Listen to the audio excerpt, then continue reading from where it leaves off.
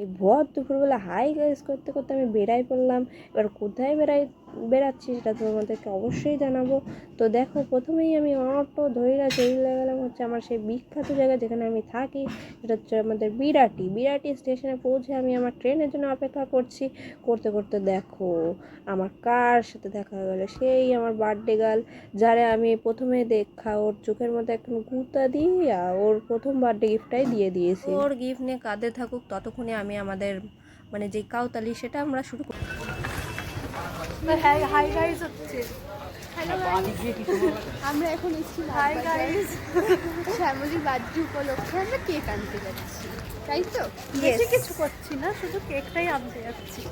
এটা হচ্ছে মধুমিতা, আমাদের নতুন ব্লগের নতুন মেম্বার, আর এ হচ্ছে পুরোনো মেম্বার। কেকের সাথে বেরোলে আমার ভদর একদম শেষই হবে না। তো ভদর করার আগেই চলে যাই কেকটা নিয়ে আসি। তো পরে